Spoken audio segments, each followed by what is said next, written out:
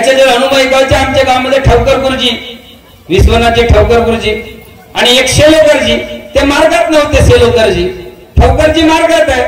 शेलोकरजींनी गायी चारल्या आणि त्यांच्या ढगाचा गठ्ठा, ठवकरजी जे मार्गदर्शक होते तनसीचा गठ्ठा बांधला आणि गायी घेऊन घरी निघाला. परंतु आधी ठवकरजीचा घर पडतो मार्गदर्शकाचा, त्यानंतर शेलोकरचा घर पडतो. जेव्हा याने गठ्ठा समोर पकडला, गायी मागे मागे येऊन राहिल्या, हा निघला. पण ठवकरजीच्या घराजवळ जेव्हा आला, याने क्रॉस केला, मात्र गायी एक पाऊणही समोर जात नव्हत्या. कसा परमेश्वर पहारा करतो. आणि हा घाबरला. ज्याने गठ्ठावर तानी सांगली होती तो घाबरला. त्याला विचार पडला की गायी समोर काय येत नाही. पण तो काळ होता त्यावेळेस परमात्मा एक सेवक नव्हते म्हणत, झुमदेवाले म्हणत होते, झुमदेवाले. आणि जागृत भगवान आहे म्हणे, यांच्या काही सूत्रीचा सळा जरी नेला तर आपल्याला दुःख नक्की येईल म्हणे. परंतु आज आम्ही त्या नियमाच्या बाह्य जातो, म्हणून लोक आमची थट्टा करतात. आणि त्याला थट्टा करण्यासाठी मी जबाबदार आहे. मी रिकामी जागा दिलेली आहे लोकांना शब्द भरण्याकरिता. आणि मग काय झालं, त्याने गठ्ठा खाली ठेवला आणि ठवकरजीकडे गेले. अजी म्हणे माझ्या गाई समोर जाऊन राहिले, जात नाही आहे म्हणे. मी काय करू. नाही म्हणे, तुमच्या ढगाची मी तनीच चोरून आणलो. मला नाही माहित म्हणे कुठची चोरला ते, मला माहित नाही. तर म्हणे मला माफ करा. मी माफी देणारा कोण आहे म्हणे. प्रतिमा तिकडे उभा हो, का केला ते कर्म सांग. याने तिकडे विनंती केली आणि इकडे गायीनी रस्ता क्रॉस केला. जसा लक्ष्मणाने रेषा पाडली आणि सीतेला सांगितलं हिच्या बाहेर जायचं नाही, ती बाहेर गेल्यानंतरच रावणानं तिला घेऊन गेला. आणि तेच कार्य आमच्या मार्गामध्येही आहेत, आजही आहेत. पण चालणाऱ्यासाठी, बोलणाऱ्यासाठी, वागणाऱ्यासाठी आजही सत्ययुग आहे. आणि सेवकामध्ये असूनही चोरी चिकारी करत असेल तर त्याच्यासाठी कलियुग आहे. आणि त्या कलियुगासाठी भगवंत धावणार नाही, मग त्याच्या कर्मानुसार तो सैतान त्याच्या पाठीच्या मागे लागणार आहे. म्हणून परमेश्वराचे कार्य केला तर तुम्ही सेवक म्हणून उभे राहिला तर भगवान तुमच्या पाठीच्या मागे आहे. आणि सेवक म्हणून राहून चोरी केला तर सैतान तुमच्या पाठीच्या मागे आहे. कर्म कसे करायचे तुम्हाला करायचं आहे. म्हणून म्हटलंय, घर आयो है घर आयो है घर आयो बाबा हनुमान जी. सेवक घर आनंद भयो, घर आयो है घर आयो बाबा हनुमान जी. इस टाकड़ी नगर में आनंद भयो. चार तत्व का पौधा लगाया, चार तत्व तीन शब्द पांच नियम का बाबा ने पौधा लगाया. वो सेवक भैया, वो सेवक आई, वो सेवक ताई, मेरे बाबा ने पौधा लगाया.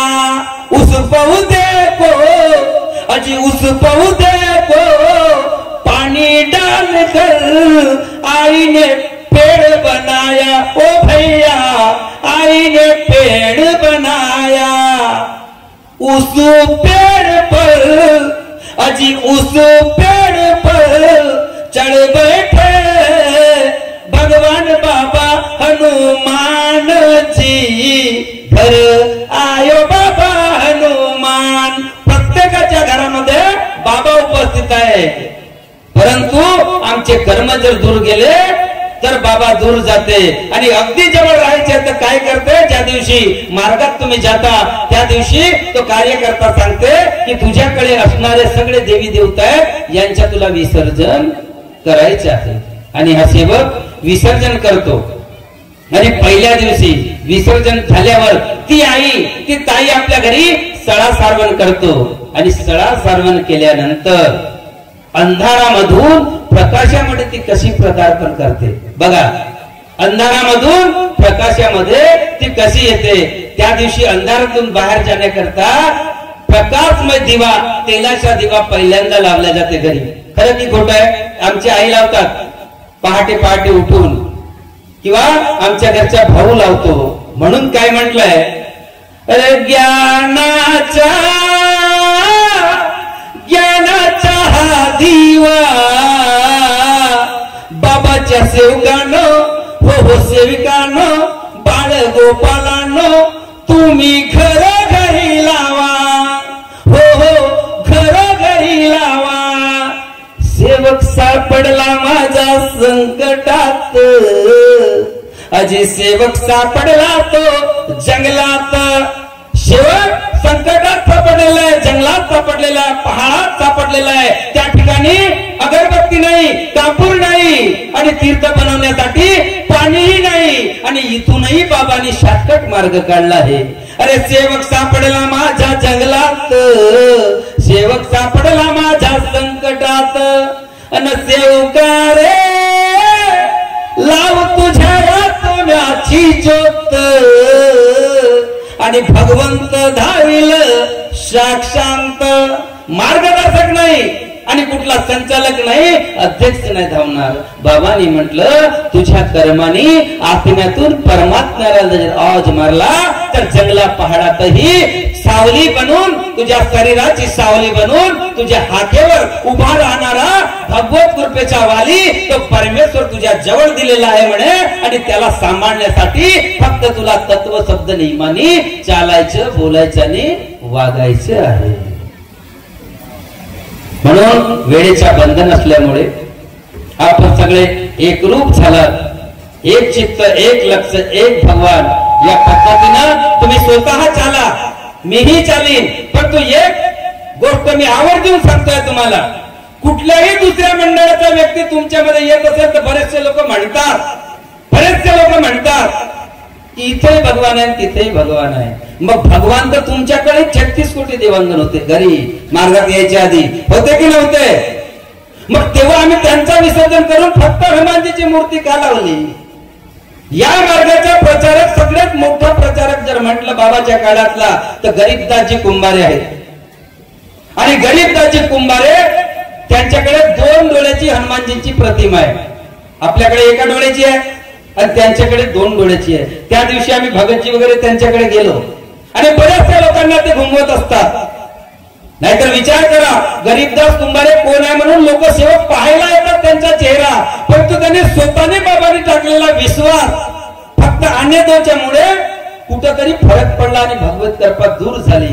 परंतु लोकांना सांगतात बाबांनी 3 वेळा या 2 डोळ्याच्या प्रतिमेवर फूंक मारली होती आणि ती प्रतिमा माझ्याजवळ आहे असे ते बऱ्याचशा लोकांना सांगतात। आम्ही त्या दिवशी गेलो, उठून बसले, मी म्हटलं मला एका प्रश्नाचं उत्तर पाहिजे। बोला म्हणे काटेकरजी, तुमच्याकडे 2 डोळ्याची प्रतिमा आहे, याच्यातला विषय काय? तर म्हणे बाबांनी मला 3 वेळा फूंक मारून ही प्रतिमा दिली होती। म्हटलं ठीक आहे, पण सोपता भवन मध्ये बाबाच्या हयातीमध्ये बाबांनी सांगितलं की माझे झालेले सेवक मैंने भगवान को एक चित्त, एक लक्ष्य, एक ही भगवान को मानूंगा और एक ही भगवान की प्रतिमा लगाऊंगा, ये वचन दिया। फिर उस समय कहीं राम की प्रतिमा दिख रही है तो कहीं छाती में सीता और राम दिख रहे तो कहीं लक्ष्मण और कुछ दिख रहे, आणि ते बाबांनी बाबांच्या लक्षात आलं की मैंने वचन केवल एक भगवान को दिया, फिर ये प्रतिमा कैसी? आणि त्यांनी विचार केलं आणि काशीला जाऊन तो कॅलेंडरला एका भगवंताचा आणि सगळ्या पुराणे मार्गदर्शकांना सांगितलं की ज्या आगळ्या वेगळ्या प्रतिमा आहेत सोपता भवन मध्ये हवन करू आणि त्या हवनामध्ये या सगळ्या प्रतिमा स्वाहा करून सगळ्यांच्या घरी एका डोळ्याची, एक चित्त, एक लक्ष, एक प्रतिमा असली पाहिजे हे बाबांनी सांगितलं। मग हे मंडळ का झाले दुसरे? मी फक्त मला पैसे कमवायचे असले आणि मला कोणाला हिसाब द्यायचा नसला तर मी माझ्या वैयक्तिक फायद्यासाठी मंडळ तयार करतो आणि तुम्ही सगळे जर त्यांना समर्थन देत असाल तर त्याची हिंमत वाढतो आणि अशा तऱ्हेने एक नाही तर 21 मंडळ तयार होतात। ह्या सगळ्या भूल थापेला बळी पडू नका। आणि ह्या बळी जर पडल्या तर त्याने काय तयार होतं? क्या किया क्या किया क्या किया रे, क्या किया क्या किया क्या किया रे। सेवक बनते बनते बनते तू तो बाबा बन गया रे। अरे माझी कुवत भिकारी होतो, मी सेवक झालो हे खूप काही आहे आणि सेवक बनून राहणं, सेवक आजीवनाचा पद आहे की त्या पदाला रिटायरमेंट नावाची वस्तू नाही. दुसरा पद घेतला तर 5 वर्षात खाली बसाल, पण सेवक जो आहे आज सेवकात, सेवक म्हणून जगाल आणि सेवक म्हणून मराल. एवढेच कार्य कराल एवढी विनंती करतो. मीही करीन एवढीच आपल्याकडून अपेक्षा करतो आणि माझ्या शब्दाला विराम देतो. नमस्कार नमस्कार नमस्कार. धन्यवाद काटेकरजी. अत्यंत छान या ठिकाणी आपण मार्गदर्शन केलं. उशिरा